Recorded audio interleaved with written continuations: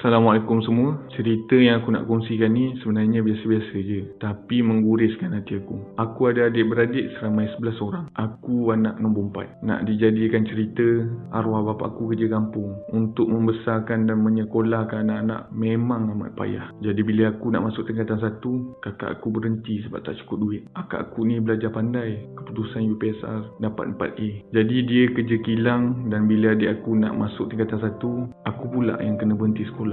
Begitulah rutin kami sehinggalah turn aku. Aku cakap aku nak sekolah. Aku buat part time untuk yuran dan duit buku. Maka arwah bersetuju. Alhamdulillah, dari tingkatan 2 sampai tingkatan 5, aku buat kerja part time. Keputusan SPM aku 9A1 dan 1A2. Senang cerita, dalam keluarga aku ni, aku seorang je yang ada SPM. Yang lain semua berhenti setakat tingkatan 2 dan 3. Abah aku dah penat bantai sampai lembik-lembik diorang ni. Tapi adik-adik aku semua degil. Jadi aku teruskan pendakian sehingga mendapat master. Di sinilah bermula kisahku. Sepanjang aku belajar kat universiti, duit beasiswa aku akan bagi kat mak sebanyak RM500 dan abah pun sama, 500 setiap sem. Aku kat perut sebab nak bantu adik-beradik yang lain. Tapi akhirnya semua belajar tak habis. Jadi aku berjumpa dengan isteri aku di Universiti Awang. Lepas habis master, aku kerja dalam 6 bulan. Lepas tu aku menyuarakan untuk berkahwin. Abah setuju, tapi mak dan adik-beradik yang lain tak setuju. Mereka cakap, siapa nak bantu kami? Tapi abah marah. Abah cakap tu hak aku. Aku pun kahwin dengan isteri aku, dengan mak bagi syarat untuk duduk di rumah kami. Isteri aku setuju je bila aku utarakan hal ni. Tapi aku sangkakan hujan sampai ke petang. Rupanya hujan di awal pagi. Bila aku kerja, isteri aku dijadikan macam bibik oleh adik-beradik dan mak aku. Isteri aku pun tak pernah cakap atau mengadu bila aku balik kerja. Untuk pengetahuan semua, aku memang kerap bawa orang tua aku makan kat luar sebab nak ajar adik-beradik aku ni berdikari, masak sendiri. Adik aku yang nombor 8 pula ada bawa balik tunang dia kat rumah, dan kat sinilah mulanya malapetaka. Aku gelarkan tunang adik aku ni sebagai A.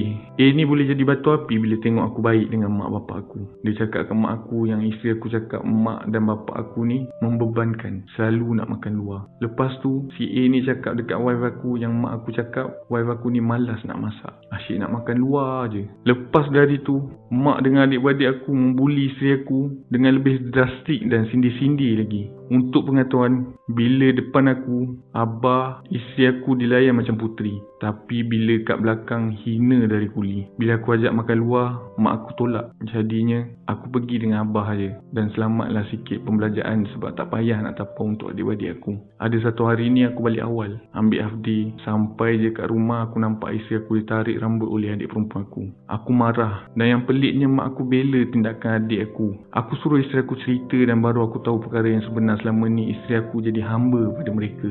Aku suruh isteri aku kemas baju, kami akan keluar dari rumah tu. Aku tunggu abah balik kerja nak cerita semuanya. Abah menangis sebab tak sangka ini yang berlaku. Dalam selama perkahwinan mak abah aku, itulah kali pertama abah meletakkan tangan di muka mak. Dek kerana ego, mak cakap aku bukan anak dia. Kalau aku keluar dari rumah, dia tak halalkan susu yang aku minum. Aku nekat aku keluar. Alhamdulillah, aku dapat tukar ke Pahang dan dinaikkan grade. Maka aku rasa aman selama 9 tahun kat Pahang. Aku dikurniakan 3 orang anak, 3 orang puteri dan seorang putera. Sejak dari tu, aku tak pernah tak kirim duit. Tapi aku kirim melalui abah. Masuk tahun ke-10, abah aku jatuh kat tempat kerja, teruk satu badan. Kakak aku telefon aku dan inform. Maka aku balik, tapi kami stay dekat hotel di JB selama seminggu. Sepanjang dekat ward, isteri dan aku bergila-gila jaga abah. Dan yang paling kelakar, abah hanya ingat aku.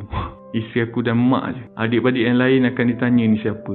Dia tak kenal lah. Dan abah hanya akan makan kalau aku, isteri aku dan mak je yang suap. Kalau adik-beradik yang lain, dia akan tepis dan menolak pinggan nasi. Sebelum arwah abah pergi, abah suruh balik semula kat rumah. Pelbagai alasan diberi, tapi abah cakap kalau sayang abah balik. Isteri pujuk aku sepanjang perjalanan balik ke Pahang dari Johor. Maka aku setuju dan minta pertukaran. Lepas 2 tahun, permohonan diluluskan dan aku dapat balik JB. Aku ingatkan adik-beradik dan mak aku dah insaf, tapi rupanya tak. Aku dan isteri minta maaf dan mak aku pun menangis. Macam jejak kasih lah aku rasa. Kami kembali ke rumah tu. Masa ni ramai adik-beradik yang keluar kerja. Jadi tak ramai ada kat rumah abah. Nak dijadikan cerita, masa pindah ke JB, isteri aku dah pregnant. Lepas 5 bulan bersalin dah anak kami ke-5, seorang putera.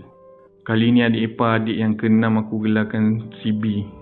Lepas pantang isteri aku sambung kerja, bila kami nak hantar ke rumah pengasuh, tapi CB cakap biar mak jaga. ada juga pendapatan. Aku tak nak susahkan mak. Lepas tu CB mendesak mak aku sampai mak aku cakap biarlah mak jaga. Dan CB bagi cadangan kena bagi mak 500 bulan. Kami pun aku dan permulaannya macam okey. Tapi lepas 2 bulan, aku nampak anak aku ni selalu bangun malam dalam pukul 2 pagi ajak makan. Aku tanya, kenapa hari-hari lapar ni? Tak makan ke? Anak aku yang sulung dan nombor 2 senyap. Tak nak cakap. Yang nombor 3 berumur 8 tahun cakap bila time makan. Semua pakcik dan makcik makan dulu. Nasi yang tinggal barulah dibagi kat dorang. Aku terus menangis kenapa anakku, cucu mak aku dilayan begini. CB ni duduk rumah sewa lain tapi dekat dengan rumah mak aku. Hari-hari datang menghabiskan beras. Segala bil utility, api, air, Astro, wifi, semua aku bayar. Duit belanja rumah setiap minggu, belanja kat Tesco, kalau dikira dekat 2K sebulan. Anak aku yang bayi tu,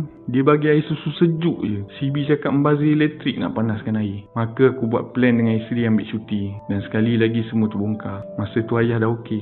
Bila terjadi macam ni, perang mulut berlaku. Dan yang paling aku sedih, semua adik-beradik balik untuk serang aku. Pada masa ni, abah menangis bila dengar hal ni. Dan abah diserang serangan jantung masa nak lafazkan cerai kat mak aku. Aku tahu sebab ayah aku cakap, Jenab, aku terus abah pegang jantung dan jatuh. Aku keluar kali kedua dari rumah abah dan tak menghadiri majlis pengembian sebab adik-beradik aku cakap aku punca arwah abah meninggal. Jadi aku cari rumah sewa dan pada masa yang sama minta pertukaran. Berkat doa kami sekeluarga, aku dapat pertukaran ke Gua Musang atas sebab pertukaran suka sama suka. Sekarang aku bahagia samping keluarga dan mentua. Sampai saat ni mentua tak tahu apa yang berlaku. Tekad aku takkan pulang ke rumah tu. Korang tak rasa apa yang aku rasa. Jadi memang tak peduli apa yang orang nak kata.